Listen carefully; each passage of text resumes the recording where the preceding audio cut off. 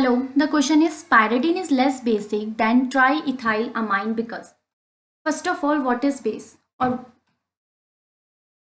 सबसे पहले देखते हैं बेस क्या है। ठीक है, अगर हम बेस की बात करते हैं तो base are those which are electron donor. Base are electron donor, that means they have electron affinity efficiency of electron, that means they are electron denser।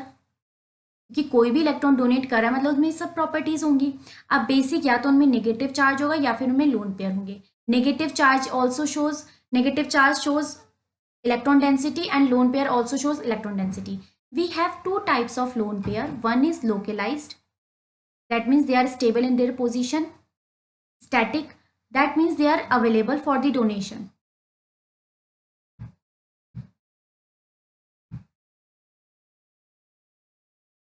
They are available for the donation.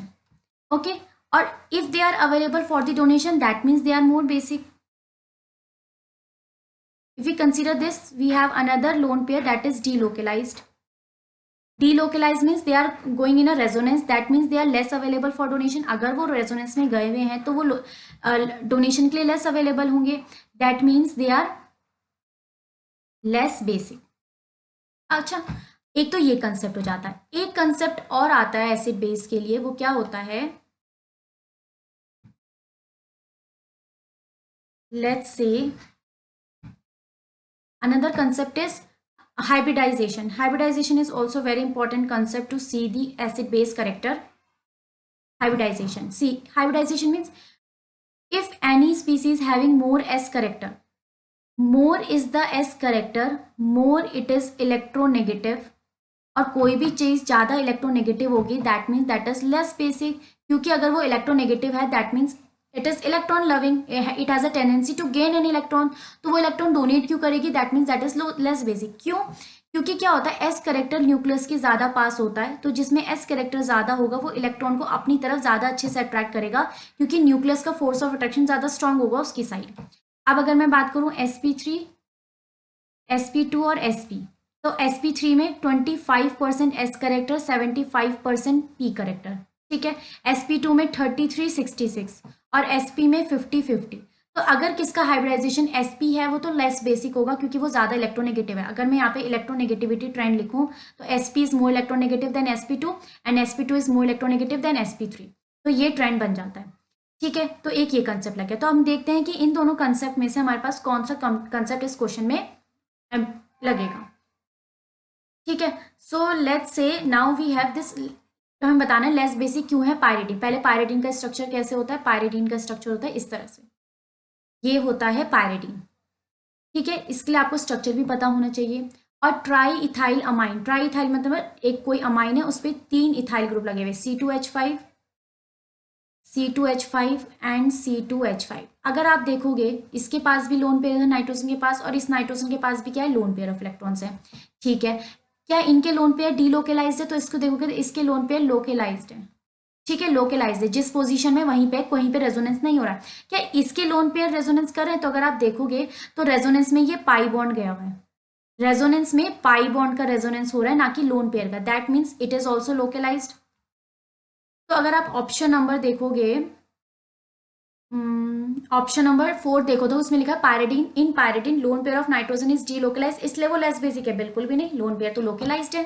अगर आप first option देखोगे pyridine has aromatic character, तो aromatic character होने से कुछ नहीं होता है, ये भी नहीं है।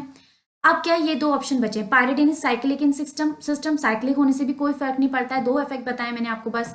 Nitrogen in pyridine is sp2 hybridize, हाँ अगर नाइट्रोजन sp2 हाइब्रिडाइज होगा मतलब इलेक्ट्रोनेगेटिव होगा, मतलब इलेक्ट्रॉन आसानी से डोनेट नहीं करेगा। अगर मैं इस वाले नाइट्रोजन को देखूं तो ये जो नाइट्रोजन होता है ये sp3 है।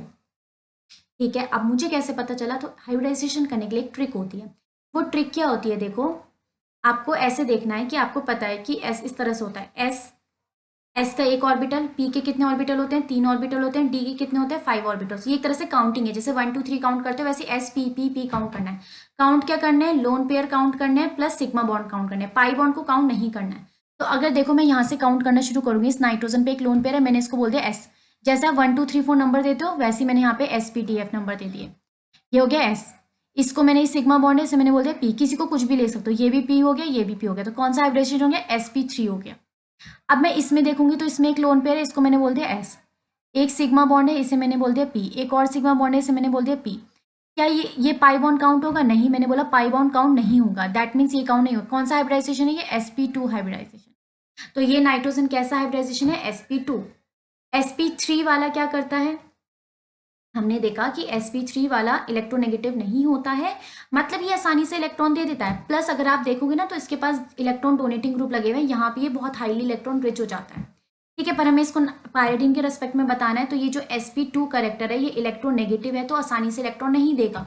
अगर कहीं पे ऑप्शन आएगा कि इलेक्ट्रॉन sp3 वाला देगा या sp2, तो sp3 इलेक्ट्रॉन इजीली डोनेट कर देगा, दैट मीन्स sp3 वाले ज्यादा बेसिक होते हैं।